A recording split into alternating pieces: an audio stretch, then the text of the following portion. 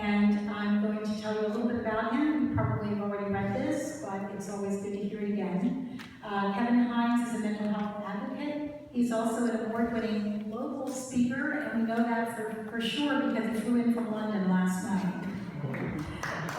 He is a best-selling author and documentary filmmaker who reaches audiences with his story of unlikely survival and his strong will to live. 2 years after Kevin was diagnosed with bipolar disorder, he attempted to take his life by jumping from the Golden Gate Bridge. He is one of 36, 1% of those who have ever survived that fall. And he's the only one to gain full physical mobility. The fall would break his body, but not his spirit. Today, Kevin dedicates his life to spreading the message of hope and sharing his art of living mentally well. Kevin's story is a remarkable testament to the strength of the human spirit and a reminder to every one of us to love the life that we have. Kevin serves on numerous boards throughout the United States. He has also written a memoir called Cracked Not Broken, and he is currently producing a film which is called Suicide: The Ripple Effect. He received a Lifetime Achievement Award from the National Council of Behavioral Health, and he was also named a SAMHSA Voice Awards Fellow and an achievement winner by the Department of Veteran Affairs. Kevin's mantra is this, and one that we can all hold close to our hearts: life is a gift. That is why they call it present. Cherish it always. Kevin.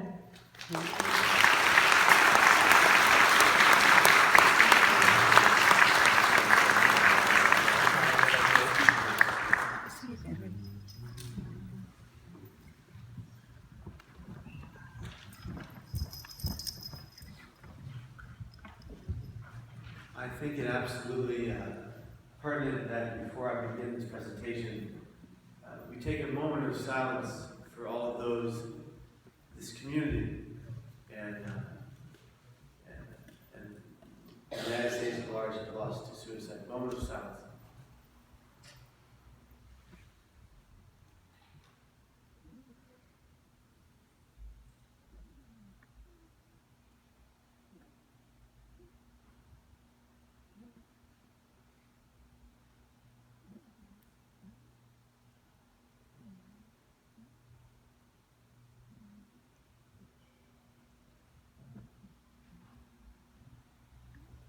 One, two, three, four. How many people in this beautiful church think that in a matter of 4 seconds, your life could change dramatically?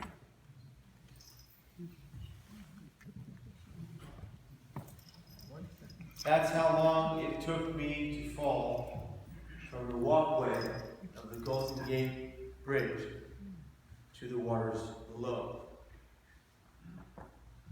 220 feet, 25 stories, at 4 seconds.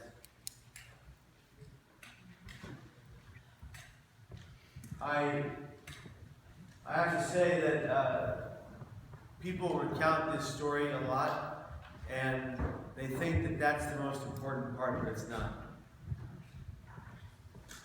What brought me to that bridge on that day is what we want to focus on. I didn't find myself at the Golden Gate Bridge walkway at a particular light rail ready to die by my 2 hands, to die by suicide from depression. I don't say commit. Nobody who passes on this way is committing a heinous act or a crime. They are individuals battling an internal brain pain that most of us cannot fathom. They are individuals who suffer so immensely inside their own minds that they, like me, believe that they are a burden to everyone who loves them. They, like me, believe that everyone around them wants them dead. They, like me, believe they have no worth or value. And they, like me, at that moment on that bridge, at that time in my life, lost all hope. When we lose hope, death by suicide from depression can become an option. So for the people who battle this kind of brain pain every day, we have to bring them that hope back.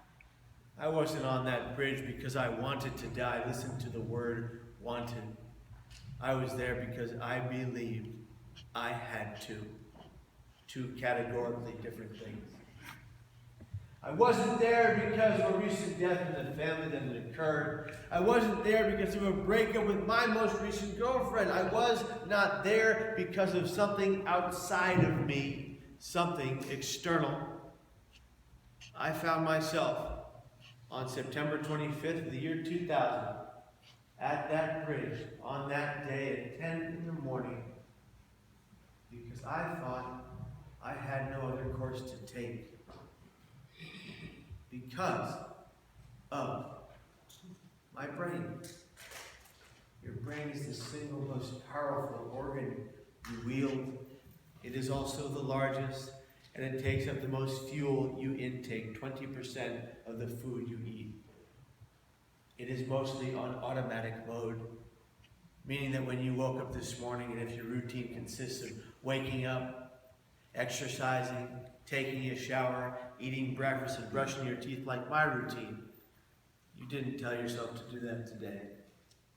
The time you did it the 21st in a row, it became habit. It became locked in, automatic. If the brain is the single most powerful organ in our body, if it controls every other function that we have, why then do we neglect our brain health the most? We take care of our physical selves mostly from the neck down. Let me paint a different picture. When you or someone you know, love, or care about develops a disease, a cancer of anything below the neck, liver, heart, lung, kidney disease, what happens to the people around you? They show up and they're sympathetic. They're at the hospital with flowers from the gift shop downstairs, maybe a teddy bear. They're at the hospital with cards and conversation and cups of soup and kindness and compassion and two shoulders to lean and cry on. Ears to listen to your pain, and they're there to tell you that you are going to beat this. They're there to let you know that they've got your back. Sadly, what happens the first time someone we know, love, or care about sees the inside of a psychiatric unit? People disappear. Where are the cards? Where are the shoulders? The compassion?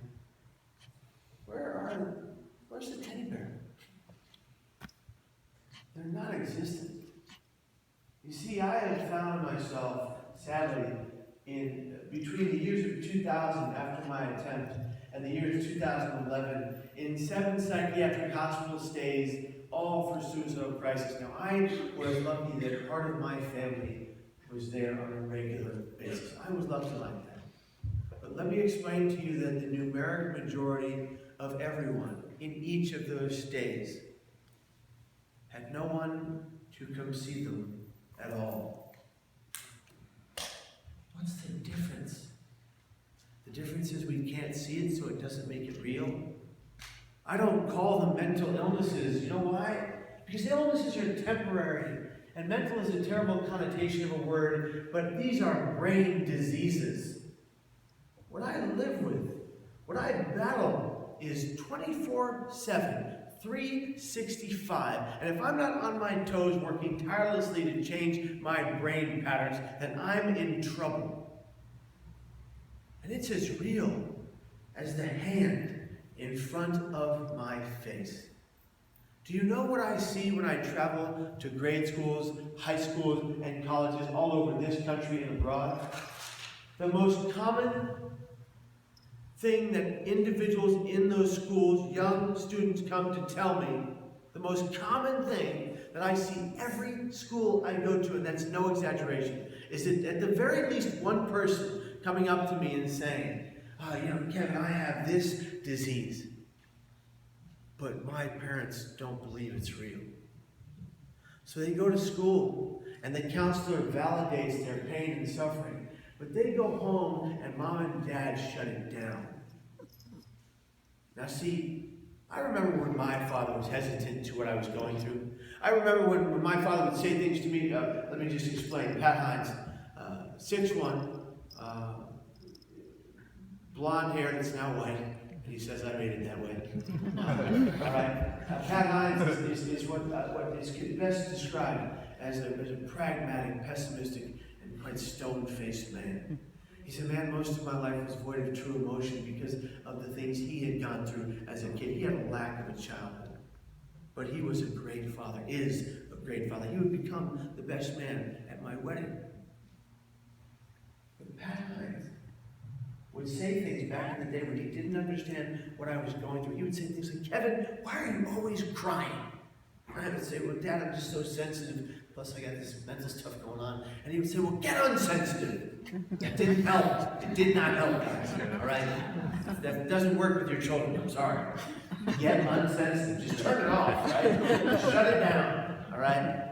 That's the way some of us adults look at our kids and our loved ones who have brain diseases like bipolar disorder, like me. The very same brain disease that both of my biological parents had before me. I'm adopted. My biological mom and dad, Marcia Silvera and Martino Perales. Martino half Mexican, half Italian. If I stood here and told you the ethnic makeup of Marcia, you'd be here way too long. So just think of it like this, okay? Everything but Russian, all right? All right, very nice, all right? So family members that didn't understand, they wouldn't show up at the psych points. Friends that couldn't cope with what I was going through had their parents come tell me at the hospital that I would never see them again, and I haven't. We call what happens in these situations stigma, right? Why don't we call it what it really is? Pure discrimination, right? And so I'm going through all of this, and I've been diagnosed with bipolar disorder type 1 with psychotic features 2 years prior to that attempt off of that bridge, the ninth wonder of the world, the Golden Gate Bridge, what they call the most beautiful man-made structure ever created. Clearly, that was penned by a San Franciscan. Do you know why it is red-orange? Does anybody in this room know why it's red-orange? No? Paint. Listen, the paint wards off rust. That's it. That's how it became the most beautiful man-made structure in the world, because of a particular paint that wards off rust. Are you kidding me? That's hilarious. Now, why in our society today, why do we blame people who suffer mentally? Why do we blame people who battle substance use disorder, more commonly heard as addictions? When they're in the most brain pain they are ever experiencing, and all they need is people to get behind them like you would if they had liver, heart, lung, or kidney disease, and get their back. So let's go back a little bit. Let's go back, way, way back actually. Let's start this story over again from the beginning. The day I was born. August 30th, 1981, in the beautiful city of San Francisco in the great state of California. I was born to, like I told you, Marcia Silvera and Martino. Marcia and Martino had a couple of things going for them, if you imagine. They had their immeasurable love for one another, and they had that same love, I believe, for their two infant boys. Myself, then named, my biological name was not John Kevin Hines. My biological name was Giovanni Gabriel Prasad Perales. There you go. Sir, 10 times fast.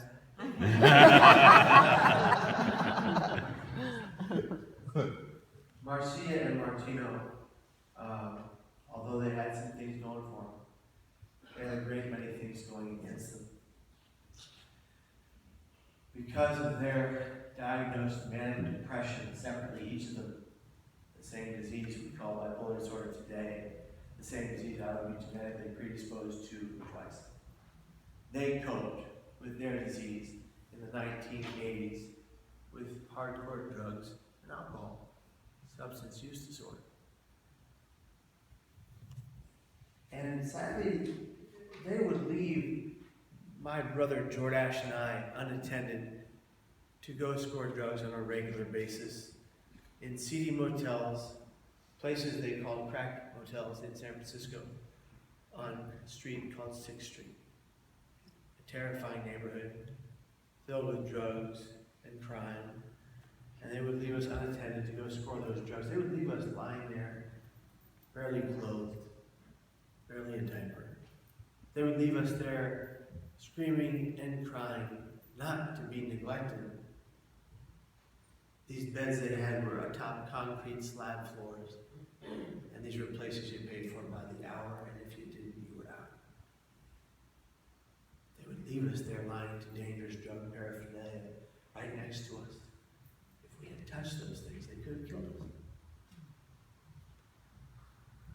Jordash and I had distended bellies from being malnourished. We had bruises running from the top of our sternum to the bottom of our abdomen because we were fed only what Martino and Marcia could steal. Kool-Aid, Coca-Cola, and sour milk was our diet. Until one day, one seedy motel clerk made his most unseedy decision. He heard our screams and our cries, 1, 2 at a time, and he did us a solid, and he called the police. It would be the first best day of our lives. We would be taken in by child protective custody. We would be given real food. We would be placed within a temporary hold to become in the foster care system, a system that in the 1980s was in shambles in San Francisco, letting kids age up to 18 into homelessness and other kids be abused by this or that foster parent. A system that for all the good it does today, still does both of those things. Jordash and I were supposed to be adopted together. My only full-blooded brother and I soon thereafter developed a severe strain of bronchitis, and he died. And people have said, they said that Jordash and I looked exactly alike, except he had blonde curly hair, and I had wavy long auburn hair that no one will ever see again. Right? And they said we looked exactly alike, except he was a bit older, I think about 9 months, if you catch my drift. And he passed away. And people have said over time to me, quite callously so, Kevin, how did that affect you? Why did that matter? You were an infant. Any counselor or psychologist in this room worth his or her weight in gold can tell you that the first 3 to 9 months of any infant's life are the absolute most crucial to their ability to connect, adapt, attach, and be well in any future. And if the first 3 to 9 months of your life are fraught with absolute trauma, you might have a rough go at it moving forward. So my cards were dealt, and they weren't too great. All right, but then I bounced around from home to home, having a new mom and dad every couple of weeks or days. No stability, no regular diet. It wasn't solid. It wasn't good. The problem was that in each and every one of these homes, I was so sick. So it seemed physically ill. So who wants to keep a kid like that? Every day, all day, sick. Can't hold down food. Not doing well, screaming and crying all the time. And they would take me in, and they would bring me back. Until one day I landed in the home of one Peter and Deborah Muller. Peter was an Army man, and he had to be restationed as often as he did. And And Deborah and Peter had a home that was a transitional home for kids. They had many kids at the same time in that house. And then they would have people come over, foster parents come over to see, who am I going to adopt today? The pick of the litter, if you will. Right?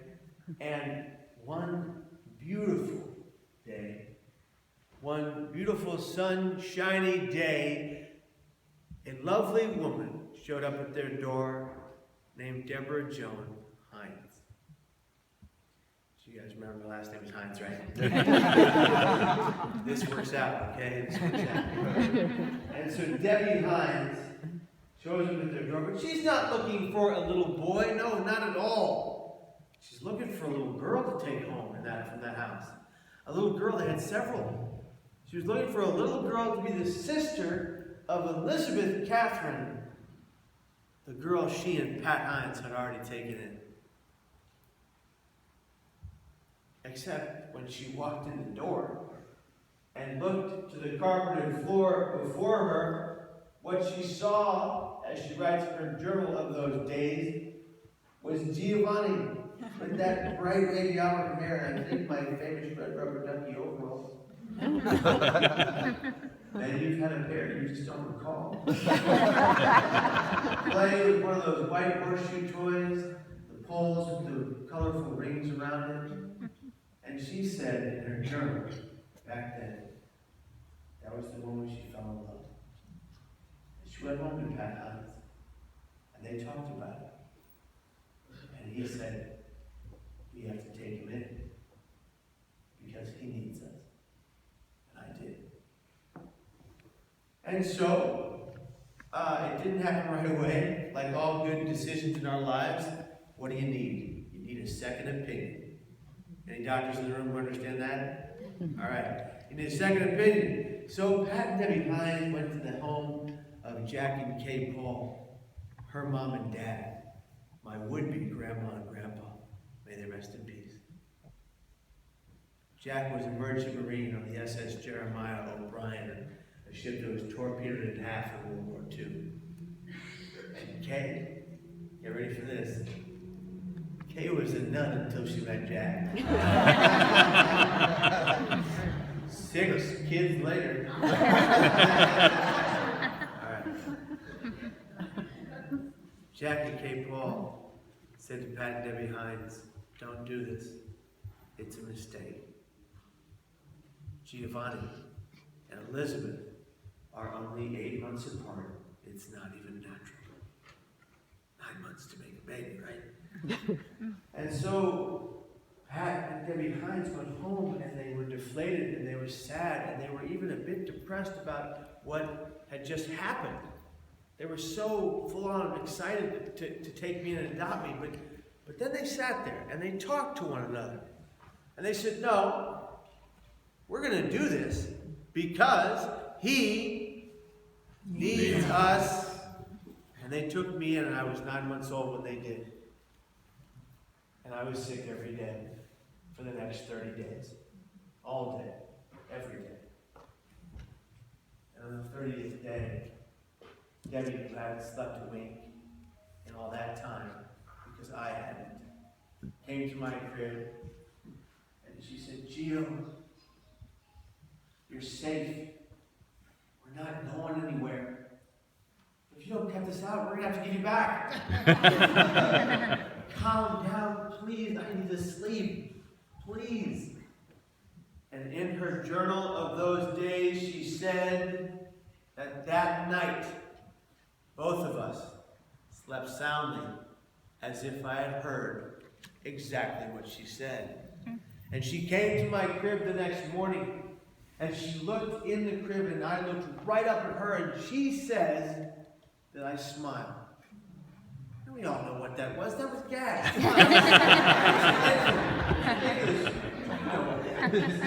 Let's go. But you know what?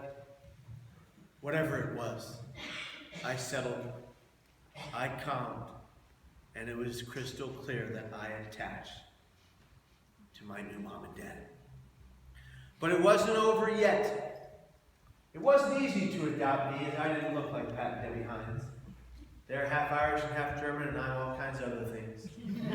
And people didn't like that.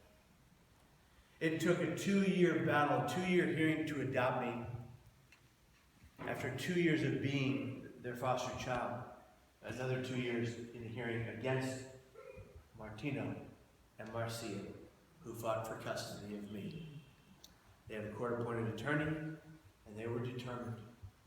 Except I would learn at 12 years of age why Martino stopped showing up to the courtroom. It was apparently because he accosted an undercover police officer outside of that courtroom, and he was killed. And now my father's gone. Marcia had come to the courtroom at one point, stated, "Patrick, Deborah, I can do this no longer. Please take care of my son." And they did. tenfold. Pat and Debbie Hines, let's talk about Debbie Hines. She is the consummate optimist. My father, the pessimist. My brother, the optimist. How they ever got along, I don't know. They only got along for 25 years before they divorced.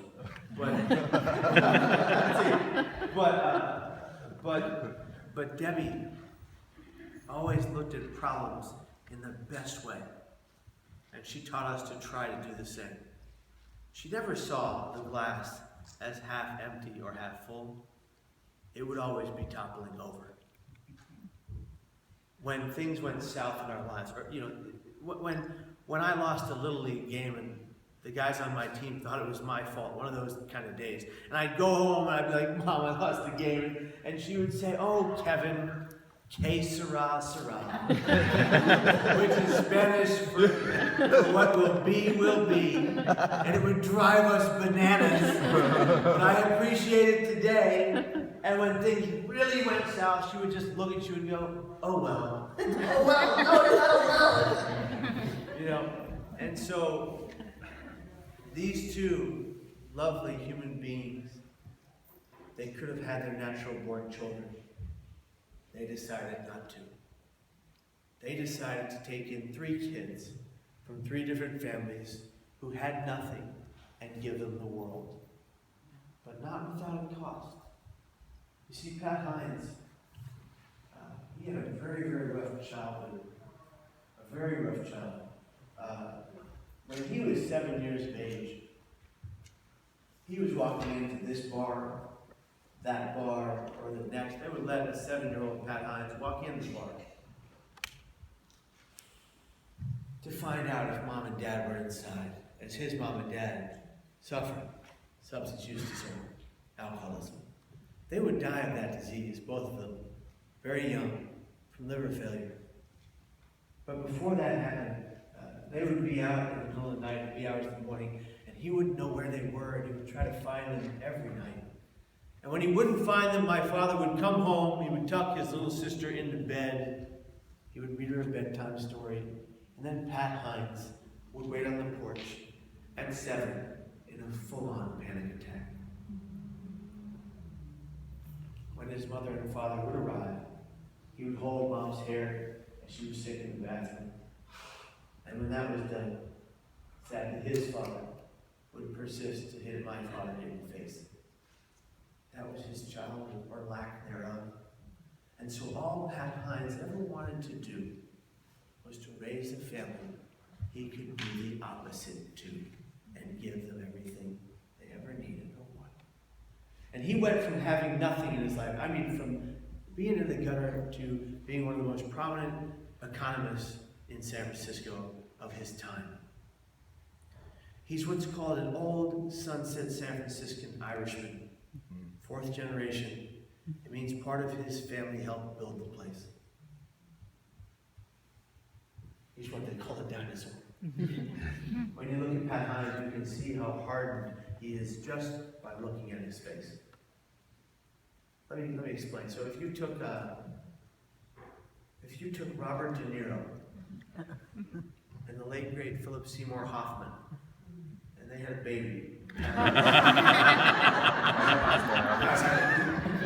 There's a website where you can actually put those 2 pictures together. I've done it. It looks just like it.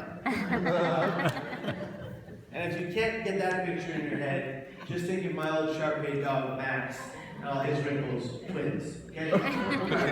So Pat Hines had a hard life, right? And he and Debbie were childhood sweethearts in 2nd grade. And when Debbie one day went over to their house, she thought it was odd that there were pictures aligning the entire wall, every wall, right next to each other, without real, it didn't look right. There was no pattern to it. And my mom said to Pat, why are these like this? And when his mom and dad stepped out, he showed her that when he took the left side of a frame and tilted it to the right, holes in the drywall from a fist. And that didn't stop happening to my father until he became old enough, tall enough, and strong enough to hit back. That was his life. Pat Hines just wanted to give the opposite to kids that he could love. And let me just explain. I'm a very mixed descent. I have this tan kind of skin here. My sister Elizabeth is white, and my brother is black. And when people saw us walking down the street in San Francisco in the 1980s, but you bet they were confused. People would stare at us like this as they crossed the street. They would look at us like we were a circus act. They would cross the street toward us, and women would say to my mother, excuse me, how did that happen? And my mother would always reply, oh, you know. That's not the punchline. Oh, you know, different fathers. And they would run across the street so fast. There were restaurants we didn't eat at because people didn't want us to. We didn't care. We were a family in love. We were a family happy, filled with hope, and a bright future. We were given opportunity, one we would have never had. My sister Elizabeth, her mom, suffered a borderline personality disorder, also using drugs and alcohol. My brother, born less than 2 pounds premature, addicted to crack cocaine. My father could hold him in the palm of his hand. His rear was here, and his head was there. He shook wildly for the first few weeks that we had him coming down off those drugs. That young man has had the hardest life of anyone I have ever known until today. None of us had an idea, because we had such a great childhood and such a great adolescence. None of us had an idea that it was all about to come crashing down. 17 and a half years of age, my first symptom of my disease, extreme paranoia. The belief that everyone in front of me, around me, or near me was out to get me, trying to hurt me, or trying to kill me. I was in my high school spring musical. It was how to succeed in business without really trying. I had done all the theater performances at that school. I was standing on the left side of the stage in one of my dad's old suits that, God bless you, one of my dad's old suits that they had tailored to fit me for the play. I was playing a guy called Gatch in the play, one of the leads. He was a philandering, terrible businessman. And I started to forget the blocking and the lines. And thus, when I forget my blocking and lines as a lead, so does everybody else. And I'm looking out at this 1,200 person theater, and all I can see are people that are trying to kill me, and I'm freaking out. And I turn around to the cast and the crew, and they're doing something, they're trying to hurt me too. And so I run off stage, and everyone has to stop the performance before intermission. I run out into the lobby, the director of the program, the theater teacher and director, in the very back, Mr. John Fennell, in the very back row. John Fennell had his own battles. He was a great director. They say he directed plays from high schools that were professional plays. They said that scouts from NYU used to sit in the audience. But he would sit back there with a bottle of alcohol, his favorite bottle. Bottle of alcohol that sadly parents would bring to him before the play, enabling him. And they thought they were just giving him a present. He had terrible substance use disorder, alcoholism that was raging. And he was back there, and he had to go back in the lobby. He had to sit me down in the area I was very familiar with. This chair I was sitting in, I had known for so long. It was where we had our theater department meetings, and I was the treasurer. The treasurer with no masculine. That was a good idea. And he starts to say to me, Kevin, do you think you can continue and finish the performance? Please. And I just babbled incoherent nonsense, and he knew it was not possible. And he would go on to finish my role for the next 2 weeks. And every night, the play and the people in it and the cast and crew would dedicate each show to me and my family, hoping that I would get better. I would see my very first psychiatrist. By this point, I had already skyrocketed into a manic episode, and I had already crashed into a depression, because when we go up, we must come down. And I was in a dark, dismal place, darkness of vivid depression that was plaguing my mind. My first psychiatrist, I have to be honest with you, I thought to myself, this guy, this shrink I have to go see, he doesn't know what I'm going through. I don't know what I'm going through. I don't have this disease. I was a WCL wrestling champion. I played on the JV most winningest team in our history in high school, in football. I was in all those plays. There's nothing wrong with me, and he told me that I had major depression. And he put me on majorly depressive medications. But when you put someone who has bipolar disorder on majorly depressive medications, they skyrocket right back into that manic episode. And that's what happened, and they knew I had bipolar. Of course, the very same brain disease both my biological parents had before me, as I explained to you. But I didn't want to believe this. I didn't want to believe that I could be that flawed. I didn't want to believe that I had this problem, that now I have to take care of it for the rest of my life, because there's no cure. I was in such denial. But in front of my family, and in front of my friends, and in front of my doctor, I would just pretend to be following that treatment plan. Oh, doc, taking the pills, sure. Oh, mom and dad, I've got it covered, yeah. Working really hard. On the outside, I could be appearing to be sane, but on the inside, I was falling apart. I was taking my pills, guys, yeah. One day and not the next. 7 days and not for 7 days.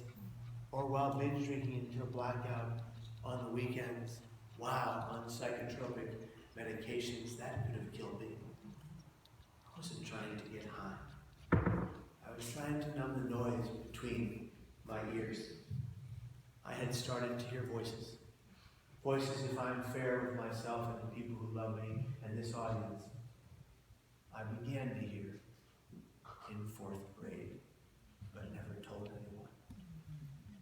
They'd gone away a long time ago, but they were back full force. And now, this time, unlike in 4th grade, when I couldn't understand the negative voices, they were painful, they were negative, I didn't know what they were saying, but it was bad.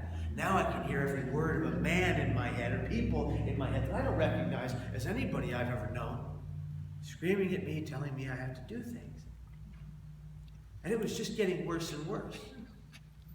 And during the paranoid delusions, when my father would go to work every day, and he thought I was going to City College, I would find myself trying to get to City College. But every time I saw a USPS truck, you guys know those white trucks with the blue eagles on the side? Yeah. Only these people right here get mail. Very odd. We should call someone. Can we call, fix that, please? No, every time I saw a USPS truck, On my way to school, I would run in the opposite direction as fast as my legs would take me, and I'm fast. I would run myself into a violent asthma attack. I had exercise-induced asthma my entire life. The doctor said I would grow out of it at 16. He is a liar. I would run myself as far and fast as I could. The problem is there are a lot of USPS trucks around a large city at the same time. I would run 2 miles this way, see a truck coming this way, and go, same guy, he's coming for me, and run this way. I would run until I deemed the threat to be gone, where I could not breathe or stand. I would make my way home from neighborhoods I didn't recognize.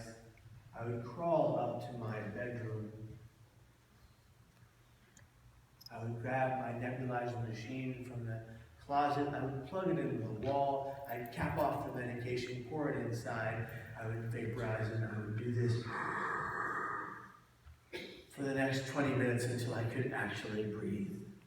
But do you think for one moment, my friends, that when my father arrived home at night, and he asked me how was my day, do you think I told him I spent half the day running from the postman? Deep down inside, I knew it was off and I needed help, but I kept my mouth shut. Or how about every night when death himself, when I deemed to be the Grim Reaper, would hover through my window in his cloak, and his right bony arm holding that staff and blade, and he would reach out his other bony hand, he would turn it upside down, and as his eyes lit to fire in his skull face, he would say, "Come home with me." Do you think I told my dad when he woke up that that was happening every night? No. Because it was crazy. And I didn't understand it.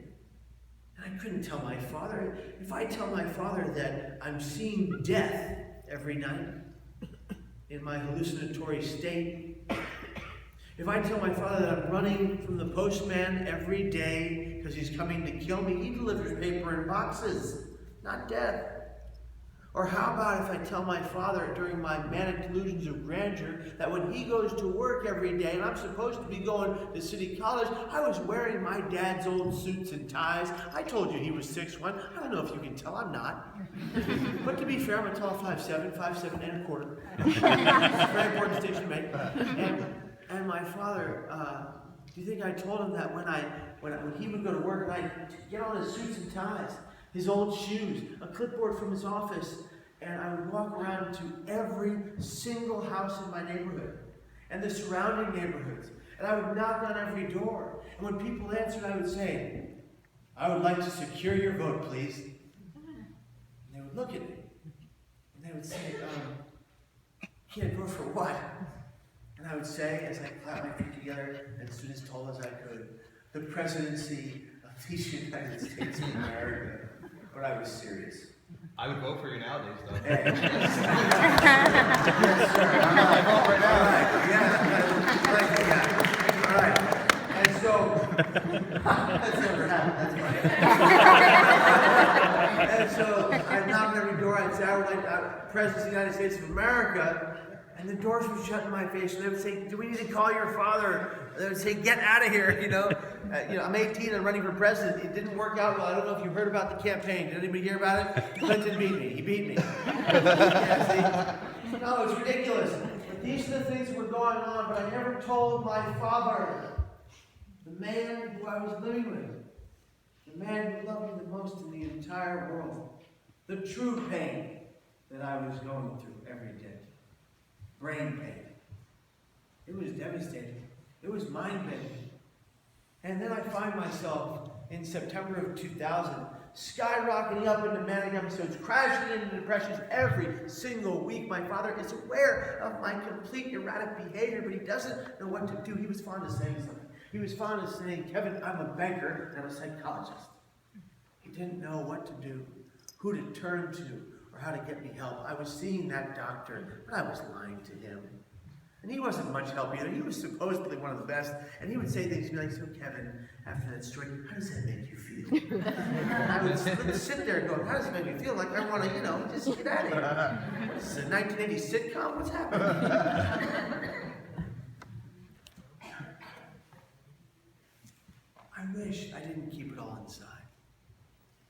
I wish I had the ability to tell anyone in my family the truth. I wish I understood that I was not their greatest burden, but I didn't. And it would be on September 24th of the year 2000 that I would find a method, the Golden Gate Bridge. 4-foot rail, ease of access to lethal means. Over 2,000 people have died there. The Marine coroner and the patrol officer named Kevin Briggs believe it's more like 3,000 or higher. I agree with them.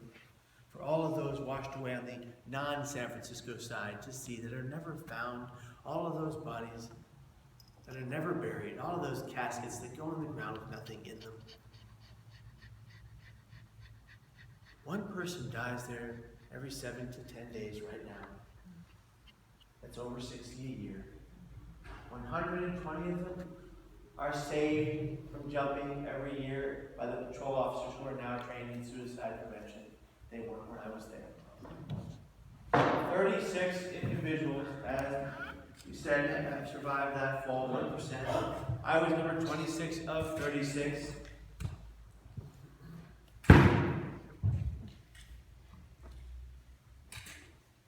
The night before, I wrote a note to my mom and dad, my girlfriend, and my best friend at the time, my little brother.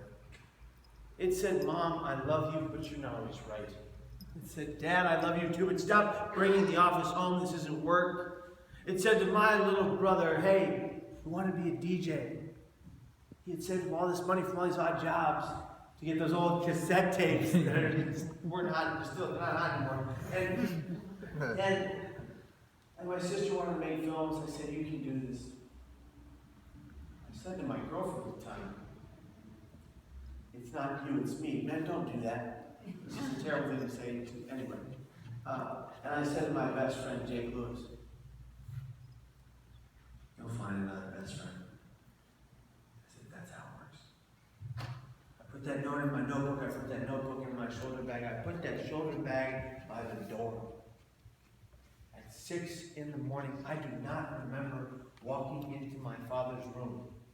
What I remember is standing over my dad as he lie there with his CPAP machine on, you know? You guys know those, right? He cannot snore, he was snoring. He's got his CPAP machine, he's taking those breaths, he sounds like this.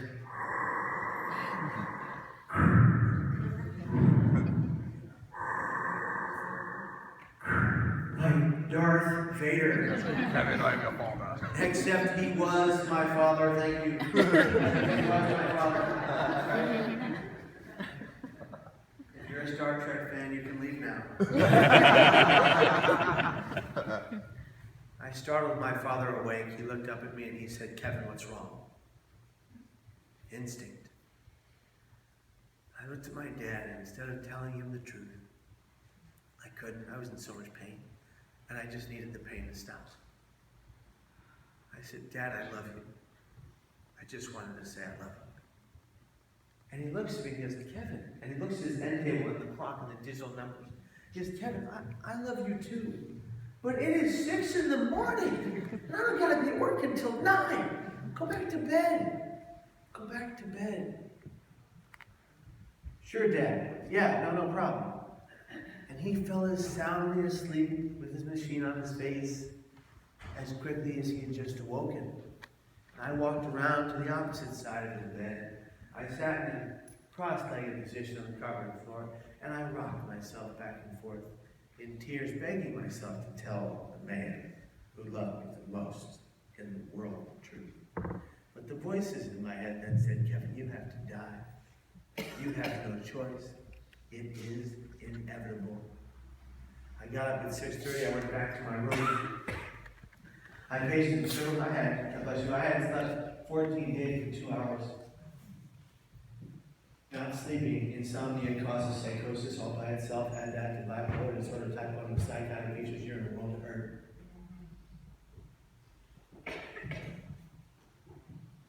My father entered my room at 7 in the morning. He said, "Kevin, I'm very worried about you and I don't know what to do. Why don't you come to work with me today?" he just reached out. He didn't know prevention of suicide, but he knew enough to realize I was in trouble, enough to realize that I shouldn't be alone that day.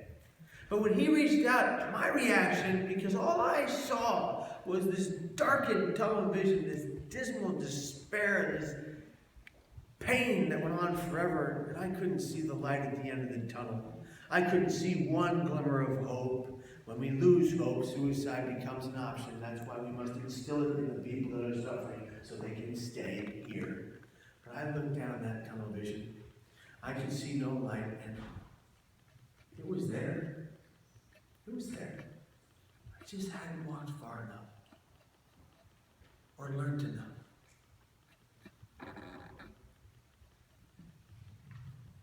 Kevin will go to the beach, he said. No, Dad. Kev will go to the movies. No, Dad. Kev, I just need you to be with me today. Dad, I have a math test at City College today. A math test? How many of you at this very moment, at this very second, would drop everything and take a math test right now? I don't have it. It's okay. I don't have it. You're safe. Thank you for being awesome. I hate math. It's like a foreign language. They say 8 plus 8 is 16. Really? Why? Tell me why. No, if you know the answer, I don't want to know. No, my math book was on my desk, along with all the other books. The only thing in my shoulder bag to go to City College was that note that I wrote.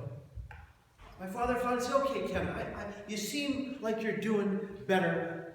Why don't I take you to City College and you can take the bus home? Sure, Dad. Sounds good.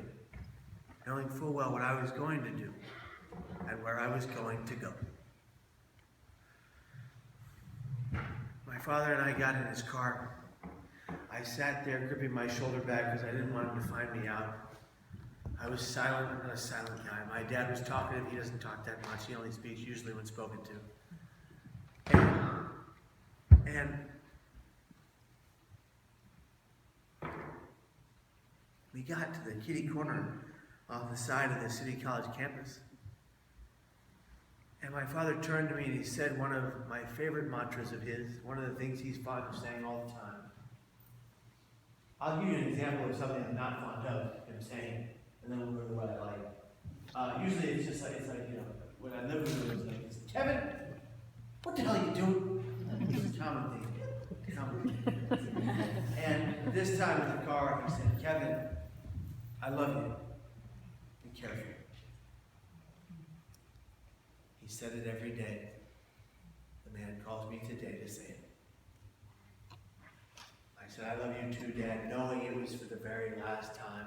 I kissed my dad on the cheek as I had done since I was about yay high.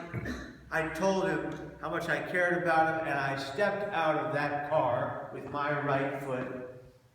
At that moment, a tear rolled down my cheek, off my chin, and it landed in the middle shoelace of my lugs boot.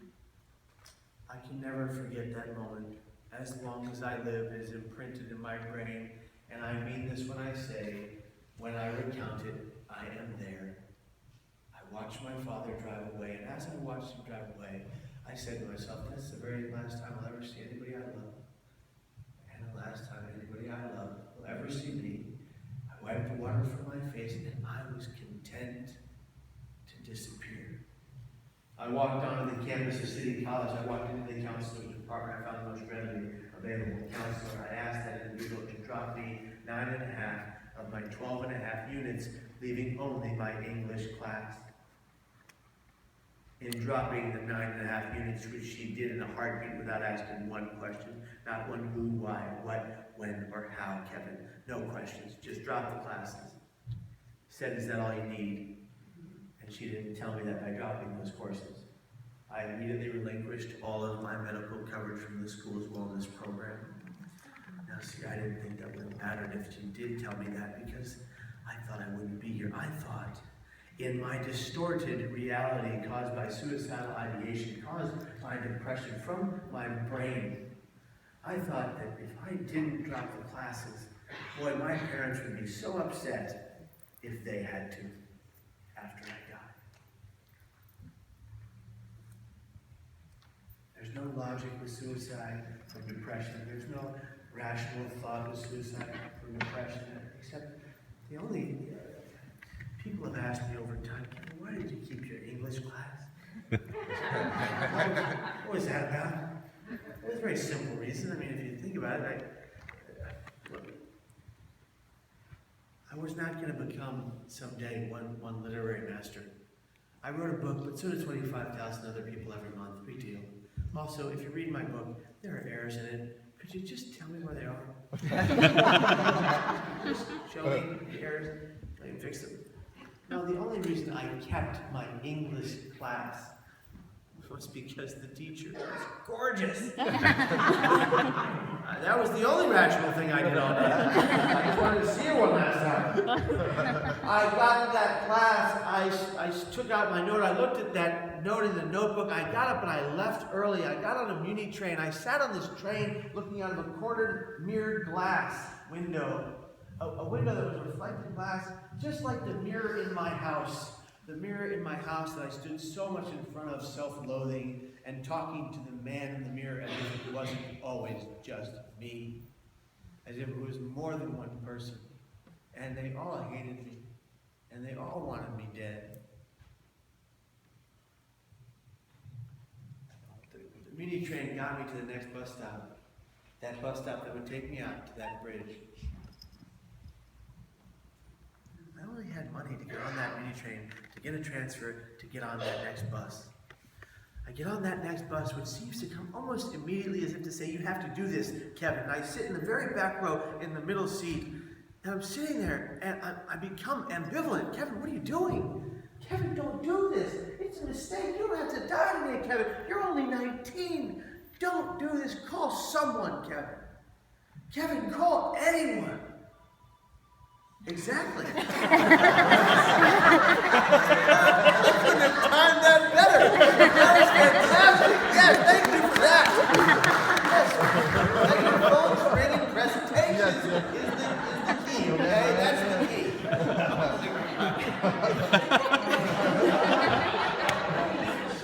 Let's compose ourselves.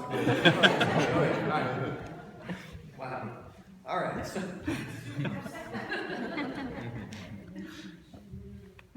I'm on that bus. I'm begging myself to ask anyone for help. But then the voice in my head tells me, quite clearly and extremely loud, you must die, Kevin, jump now. But then the voice gets louder and louder. Louder and louder in decimals I can't explain to you because it would pierce your ears. And I begin to cry. I begin to cry softly to myself, and then moderately, and then waterfalls begin to flow from my eyes. I'm looking at the water, making a puddle next to my feet. Mucus is dripping from my nose, and I'm in the most mental pain I've ever experienced in my entire life. And nobody is reacting. Everybody's looking at me. I'm making a commotion. I'm loud. I'm obnoxious. People are aware of me looking like I'm in pain, and all they keep doing is staring at me, 100 or so people on that bus. Just staring right at me in all of my pain, and no one says a word. At that moment, I made a pact with myself. If one person says to me, "Hey kid, are you okay? Is something wrong? Can I help you?"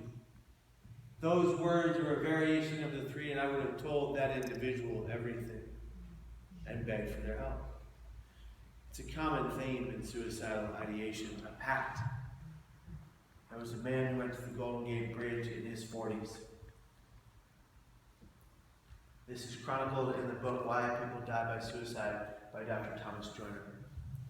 The man in his 40s who went to the Golden Gate Bridge wrote in his note, "If one person smiles at me, I won't jump." May he rest in peace. You see, that man made a pact similar to mine, and he died in his mind for the lack of just one smile. Just one. So we're going to take a break from this very tough subject, this tough topic. We're going to move around a little bit. If everyone who is physically capable could please stand right now. All right. Now listen to the instructions before you do this, because it's a two-part instruction, okay? On the count of 3, in honor of this man, I want you to turn to the person next to you and give them the biggest, whitest peace smile you possibly can, and shake their hand and say, be here tomorrow. White smile and be here tomorrow. 1, 2, 3. Be here tomorrow.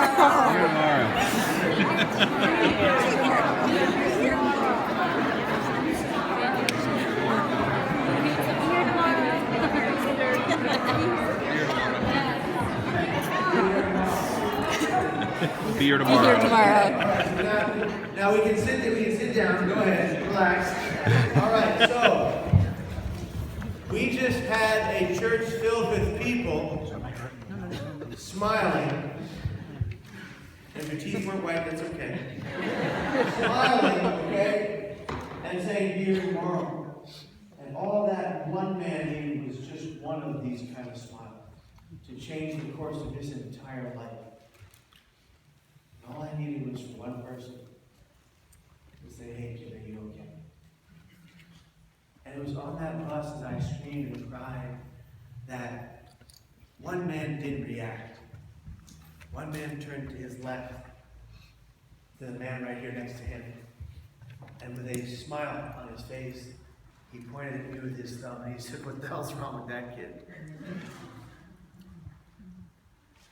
My friends, that's what's wrong with some of society. The ability to see someone in the greatest amount of pain they've ever experienced and feel complete apathy. That's his problem. As opposed to a tiny bit of sympathy. Poor guy.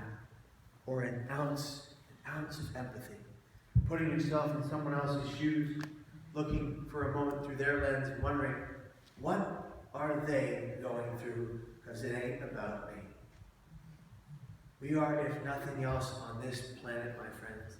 If nothing else, we are and remain and always will be our brothers and sisters' keepers.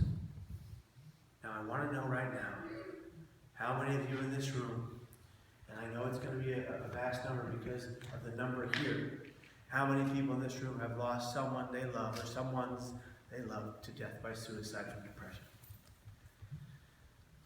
Okay, keep your hands up for a moment, please.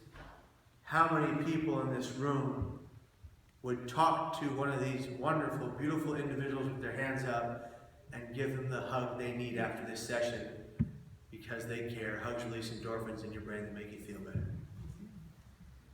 Is that everybody? I hope that's everybody. All right. This is your community.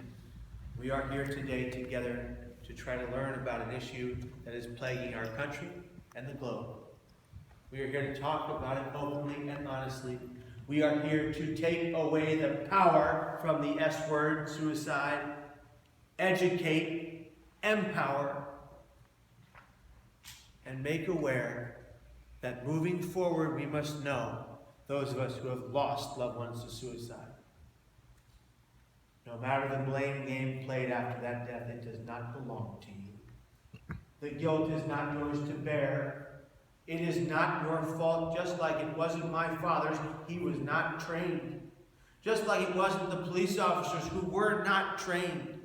Just like it wasn't the fault of anyone in my family. And quite frankly, no matter the fact that we say so often in this country that suicide is selfish, that's nonsense. I never wanted to hurt a soul. Accept me because of the voice in my head telling me I had to die. I never wanted to try to take my life. I thought I had to, categorically different things. You are not to blame. Wipe that from your shoulders. Start your day anew. And the people I've lost to suicide in my life, I've lost a few key people in my life that were crucial. Remember that theater director I told you about? He would take his life with the same weapon he used on me in a play. We thought it was a cap gun. the cap hit the back of my neck and burned me. I can never forget that now. He died that way. Did I blame myself? Every day. God, if I just hadn't yelled at him in that class, if I just hadn't called him this name or that, if I just hadn't hurt his feelings, or how about my wrestling partner, Marty? Marty I hadn't seen in 4 years since high school, right? We used to always battle for the same weight class. He would always win. He was stronger, okay? And I see Marty at a party. It's a birthday party. Everybody's happy. People are drinking. I'm not. I hadn't had alcohol since I was 21. And Marty comes up to me and he says, Kevin, great to see you, man. I'm seeing you give me a big hug. And he says, you saved my life, man. And you know what? I didn't take a moment to ask Marty what he meant by that. I was having so much fun at the party with my wife and my friends that I ignored what he was actually saying. At the end of that party, Marty comes up to me and says, Kevin, here's my new number. Will you call me? Will you call me sometime? I want to get together and talk about something. Yeah, Marty, I'll call you. I'll call you anytime. Yeah, no problem. I called Marty once. It went to voicemail. Do you think I called him again? No. And 3 months later, Marty didn't exist anymore. And they blamed his girlfriend. Oh, yeah. No, that's just silly. They blamed his girlfriend. They said it was her fault. What a burden to place on a human being. What a horrific thing to say to someone who loves someone else. Right? Look, remember when I told you it wasn't external? It wasn't a situational issue outside of me that led me to that bridge? Well, no one dies just because their girlfriend dumps them. Nobody dies just because they lose their job. Nobody dies just because of bullying. These can be causative factors in suicidal ideation, but they are not the reason for that death. It is much more complex because all of our brains are so different, and we have different reasons, ideations, and realizations that lead us to that death by suicide and depression. And so, yeah, the bus gets to that bridge parking lot. Everybody deboards with their fanny packs from 1985 and the year 2000. Who had a fanny pack? We'll be honest about it right now. It's like the Batmobile belt, you know. It's like you gotta have it. And just know, you guys, that who still has one? That's hey, keep it alive, and just know that everyone around you wants one. Back with style again. Pick them up. All right.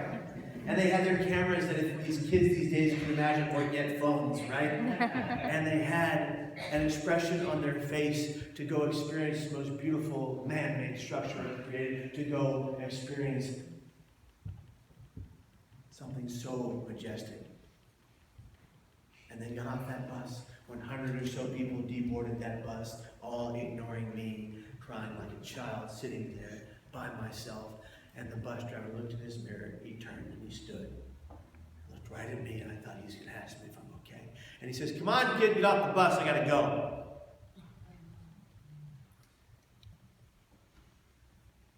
I stepped down those 2 steps that felt like 2,000. I walked on to the span of that walkway.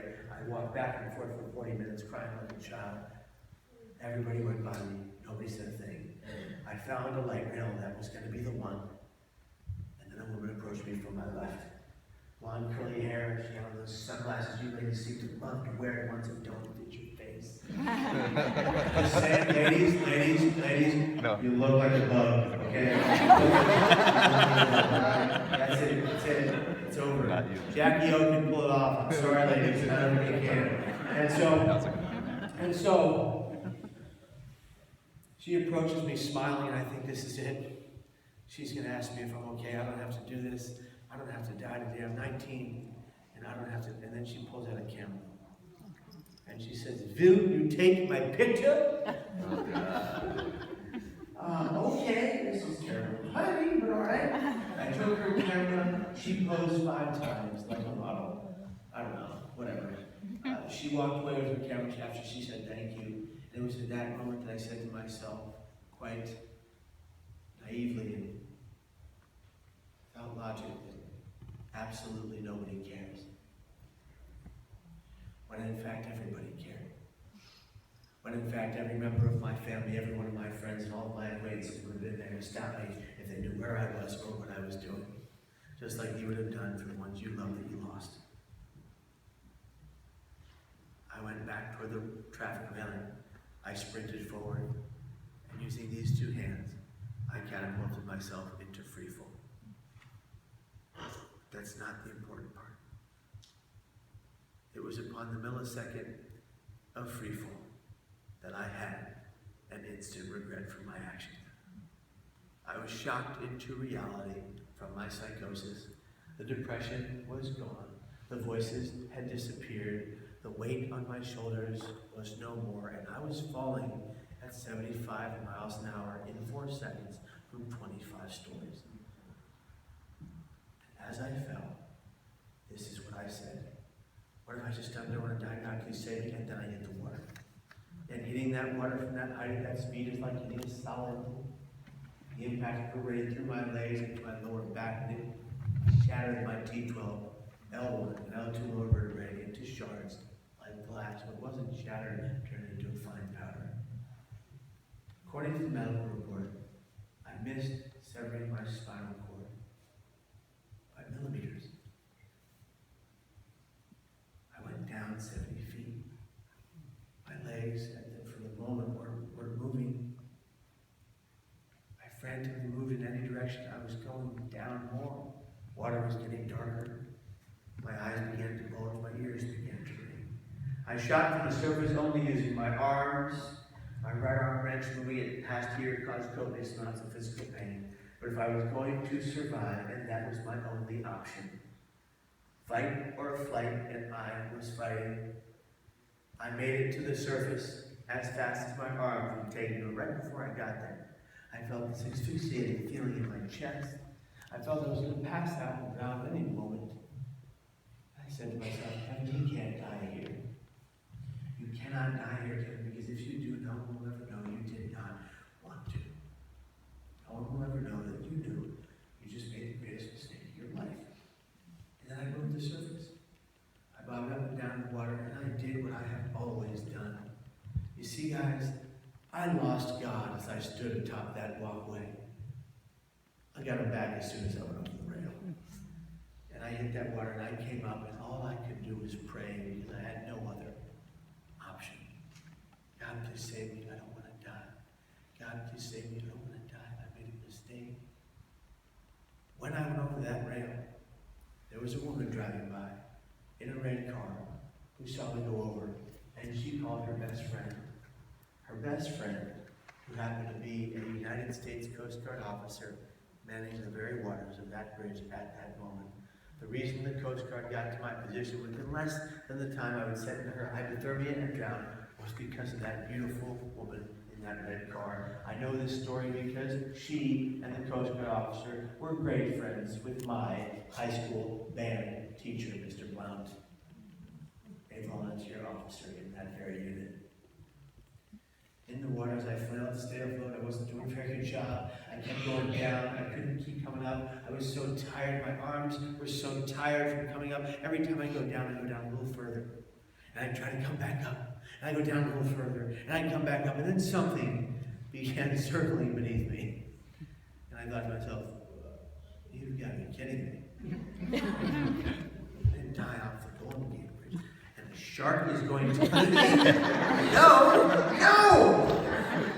I take my wrench arm, I try to punch this thing, my hand is slipping off and slippery back. It's large, it's swimming faster and faster. I'm thinking it's going to bite off my leg at any moment now, but it didn't, and it didn't, and it didn't.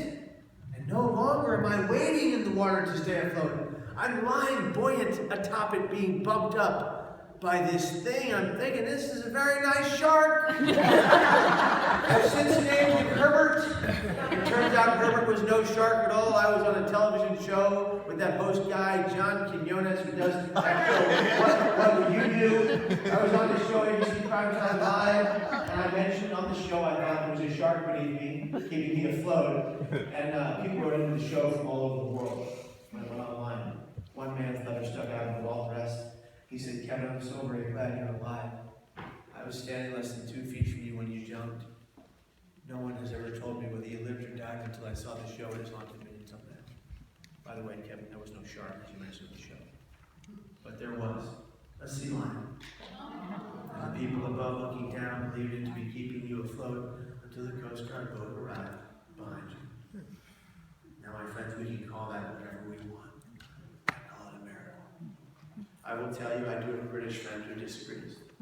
He's fond of saying things like, Kevin, what happened to you was a statistical anomaly. It had to happen to someone the way it happened to you.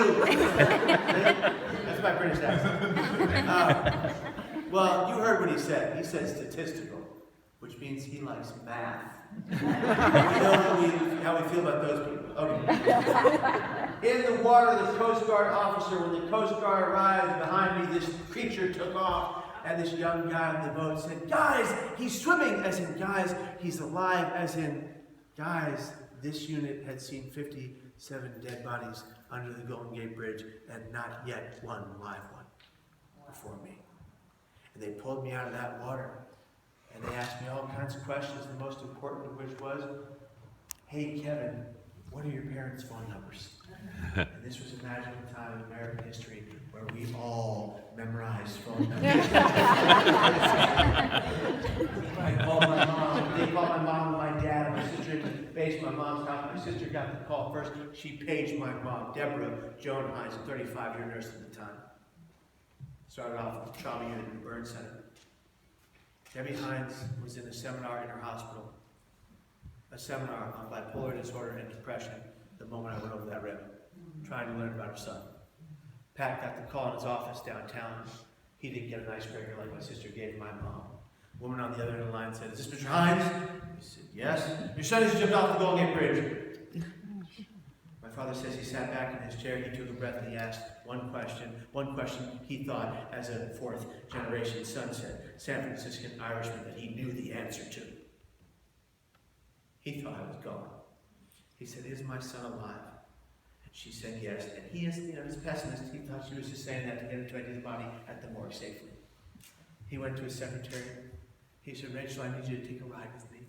Rachel said, Pat, what's wrong? You look like you've seen a ghost. He said, my son has just jumped off the Golden Gate Bridge, and I fear that if I do not have someone riding in the passenger seat of my car, I'll drive off a cliff.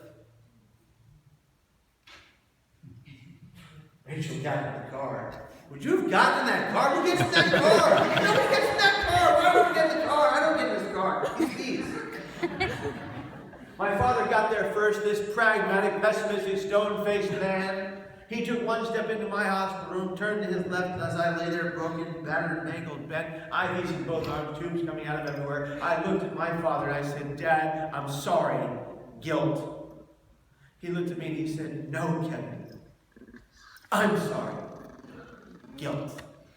That belonged to neither of us. He came to my left side and put his hand on my forehead. He said, Kevin, you're going to be okay. I promise. They didn't know if I'd live through the night. My father took off his tie. He took off his jacket. He asked the nurses and staff if he could have a moment.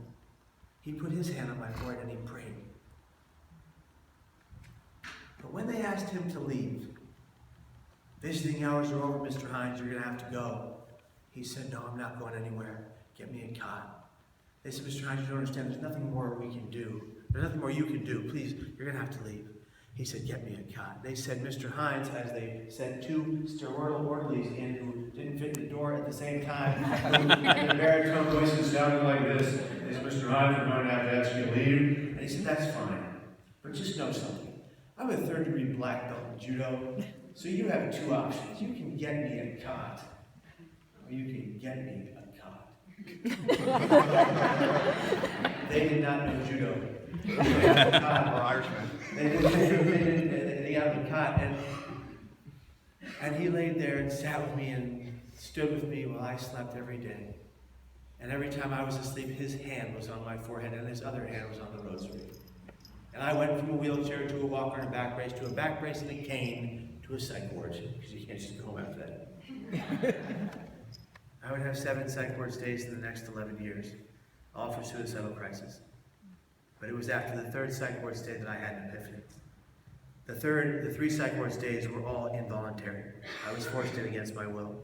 The next 4, I turned to people like my wife, my father, and my best friends, and I said, I need to be in there, or I won't be here. Ladies and gentlemen, I believe wholeheartedly that this life is the greatest gift we have ever been given, or will ever be given. And I cannot take this life, or any one person that I get to look into the eyes of, or any place I get to go, or anything I get to do for granted ever again. From walking down the street on a corner I don't recognize, to meeting people I've never known, to living every day like every little bit matters most. My friends, yesterday is history. Tomorrow? Why are you worried about tomorrow? Tomorrow is a mystery. Today is our gift. Why do you think they call it the present? So I say to each and every one of you, let us always and forever cherish this day and every waking moment of this beautiful gift called life.